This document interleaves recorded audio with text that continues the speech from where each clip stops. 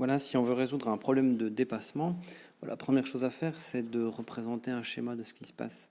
Donc je vais représenter comme un rail, hein, un axe gradué, donc référentiel pour décrire le mouvement.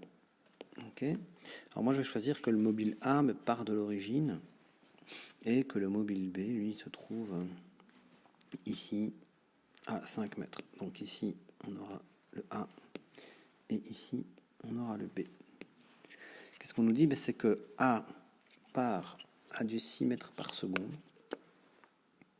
Donc, il aura une vitesse dans ce sens-là, parce que je choisis qu'il va dans le sens du référentiel, et B a une vitesse plus petite, ok, dans ce sens-là.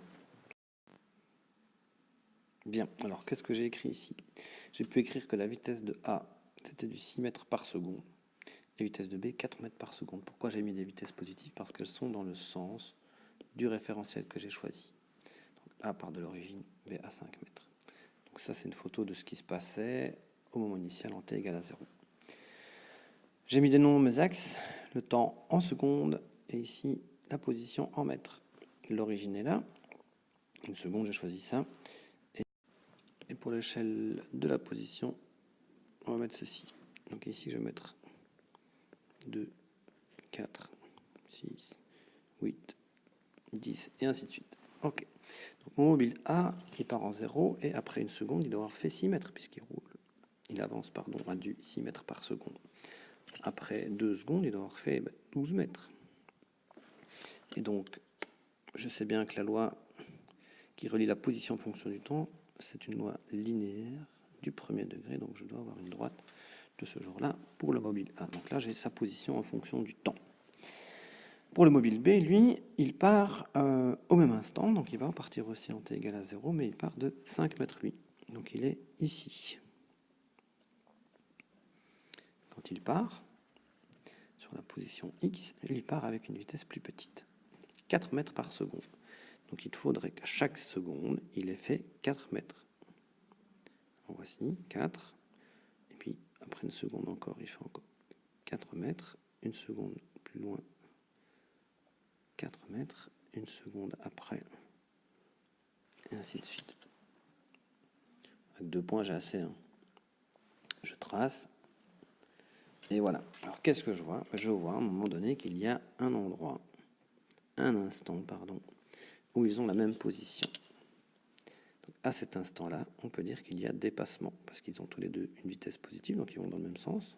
Il s'agit bien d'un dépassement et pas d'un croisement. Et ça a l'air d'être à 2,67 secondes. Hein. Graphiquement, on ne peut pas être hyper précis. Et ça se passe à quelle position? On était à 10, 12, 14, on a 16, donc on doit être à 15,6 plus ou moins. Ok? Donc on a l'impression que c'est à 2,7 secondes et à 15,6 mètres du point de départ du mobile A, donc de l'origine du référentiel. Ça, c'est l'aspect graphique. Par calcul, ça va donner quoi? Je vais écrire l'équation pour A. Je vais dire que sa position en fonction du temps, c'était sa position initiale, 0, plus sa vitesse fois le temps. Pour le mobile B, j'écris que sa position en fonction du temps, c'était sa position initiale, plus sa vitesse fois le temps. Alors pour s'y retrouver, on va mettre XA et XB pour dire position de A et position de B. Alors c'est quoi un dépassement ou un croisement? C'est être au même instant, au même endroit.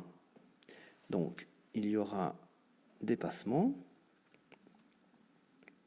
si je peux écrire que la position de A à l'instant que je cherche T, c'est la même que la position de B tout simplement.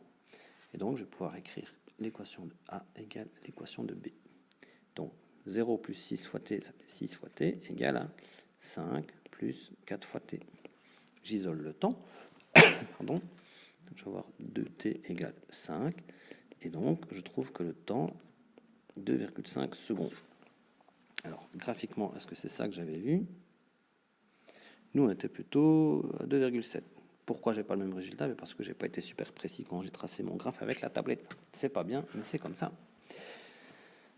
Alors, pour la position, Mais en fait, ils ont la même position tous les deux, donc je peux prendre le temps 2,5 et l'injecter dans n'importe quelle équation. Pour faire simple, moi je vais prendre ce temps-là, donc 2,5 secondes, et calculer la position de A à cet instant-là. Ce sera la même chose que B. Donc, la position,